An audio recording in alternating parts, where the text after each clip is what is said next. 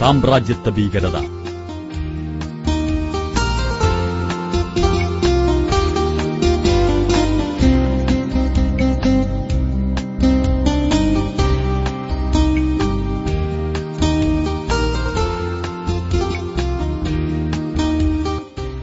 വൻകിട രാഷ്ട്രങ്ങൾ സൈന്യവും ആയുധവും ഉപയോഗിച്ച് ശക്തി കുറഞ്ഞ മൂന്നാം ലോക രാഷ്ട്രങ്ങളെ ഭയപ്പെടുത്തിയും ജനങ്ങളെ കൊന്നൊടുക്കിയും സ്വന്തം രാഷ്ട്രത്തിന്റെ താൽപര്യങ്ങൾ സംരക്ഷിക്കുകയും നാനാമേഖലകളിലും അധിനിവേശം നടത്തിക്കൊണ്ട് ലോകത്തെ അധീനപ്പെടുത്താൻ ശ്രമിക്കുകയും ചെയ്യുന്നതിനെയാണ് സാമ്രാജ്യത്വ ഭീകരത എന്നതുകൊണ്ട് ഉദ്ദേശിച്ചിട്ടുള്ളത്.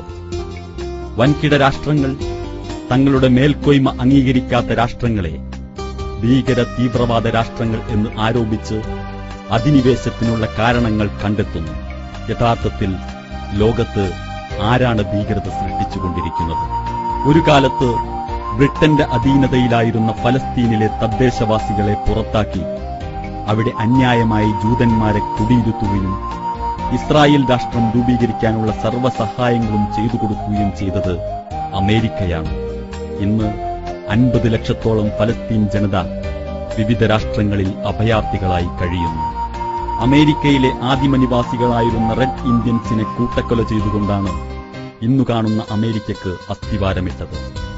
ഒന്നാം ലോകമഹായുദ്ധത്തിൽ കൊല്ലപ്പെട്ടത് 5,12,16,000 മനുഷ്യരാണ്.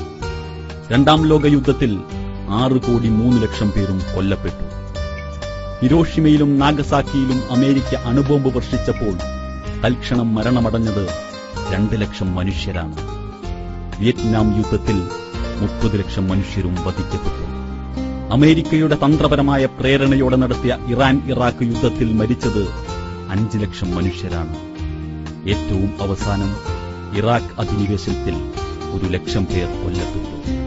ഇങ്ങനെ അധിനിവേശത്തിലൂടെയും യുദ്ധങ്ങളിലൂടെയും ലോകത്തെ തന്നെ വിഴുങ്ങാൻ ശ്രമിക്കുന്ന അമേരിക്ക ഉൾപ്പെടെയുള്ള വൻ ശക്തി രാഷ്ട്രങ്ങളാണ് ഇന്ന് ലോകത്ത് അസമാധാനവും ഭീകരതയും സൃഷ്ടിച്ചുകൊണ്ടിരിക്കുന്നത്.